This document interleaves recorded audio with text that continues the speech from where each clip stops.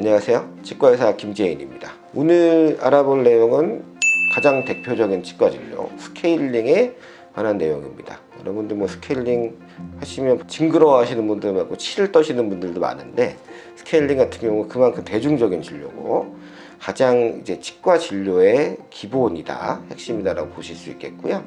스케일링이라는 진료는 치아랑 잇몸 사이에 붙어있는 치석을 제거하는 작업인데, 아무리 양치를 하신다 하더라도 치석이 무조건 끼신다고 보면 됩니다.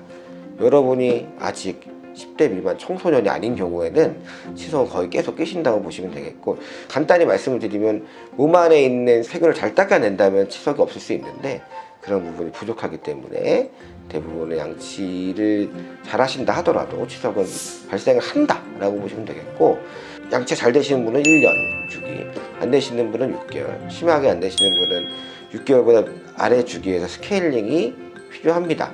전문가 진료가 꼭 필요한 거예요. 양치를 잘 하시고 워터픽도 쓰시고 치간칫솔 쓰시고 다 쓰시는 건 좋은데, 스케일링을 안 해도 되는 사람은 없습니다.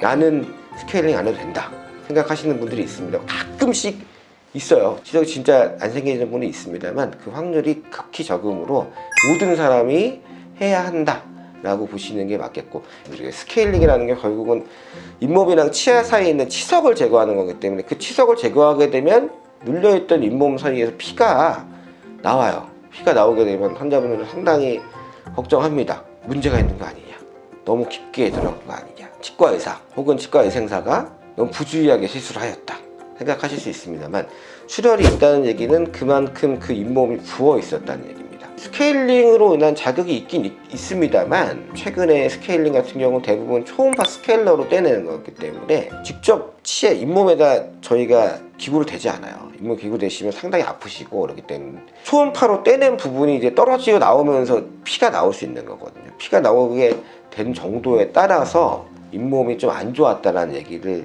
판단할 수 있는 거고, 이제 대부분 같은 경우는, 성인 같은 경우는 치석 제거하게 되면 출혈이 조금씩은 있기 때문에 그것을 걱정하실 필요는 없습니다. 물론 이제 피가 보이시게 되면 상당히 걱정을 하시는 건 저희도 알고 있습니다만, 자연스러운 증상이다, 치석이 있는데 치석을 떼냈는데 출혈이 안 됐다, 상당히 좋은 거겠죠. 근데 대부분은 치석이 제거된 후에는 출혈이 어느 정도는 있다 라고 보시면 되겠고요.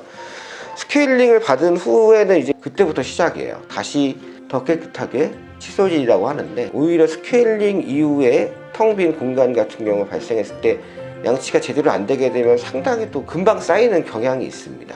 담당 치과의사나 치과의생사들에게 문의를 하시는 게 좋을 것 같아요. 본인 상황이 좀 다르기 때문에. 근데 이제 약간 미신 같은 건데요.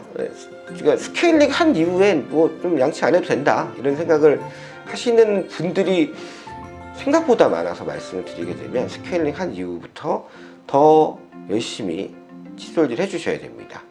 이제 양치 잘 하셔야 된다고 말씀드리고요. 대부분은 치주염이 있으신, 잇몸이 안 좋으신 환자분들, 40대 후반, 50대 초반 이상부터 좀 많이 발생하는 증상인데, 스케일링 이후에 시린 증상이에요. 시린 증상 같은 경우는 환자분을 걱정하고 치과의사랑 그 치과에 대한 불신이 생기시는 경우도 많이 봤습니다. 치과의사들이 봤을 때는 그만큼 큰 치석이 돌덩이처럼 굳어있는 경우도 많이 있거든요. 치석이 오랫동안 몇 년간 제거하지 않았을 때는 잇몸 뼈와 잇몸을 녹이게 됩니다. 그게 가장 나쁜 거예요. 근데 그런 부분이 오래 진행이 됐기 때문에 그것을 제거하게 되면 상당히 뿌리 부분이 노출이 되는 경우가 있습니다. 뿌리 부분이 노출이 되게 되면 치수라는 부분이 결국은 시린 감각이나 영양 공급을 담당하는 부분이 노출이 되는 거거든요. 뿌리가 노출이 되면 시려요. 치석이 그동안 감싸주고 있었던 겁니다. 이게 시리다고 해서 스케일링 안 하시는 분이 많이 있는데, 그렇게 되면은 대부분은 어떠냐, 나중에는 점점 더 커지죠. 모든 치료의 기본에는 이제 스케일링이 먼저인데, 스케일링을 시작을 못한다 하게 되면 잇몸병 같은 경우는 계속 아래로 잇몸병 같은 경우 아래라는 게 치석이 잇몸뼈를 계속 잡아먹는 거게 되겠죠. 그렇게 됐을 때 추후에는 흔들려서 오시게 되고, 흔들리시게 되면 치과의사가 도와드릴 길이 별로 없습니다.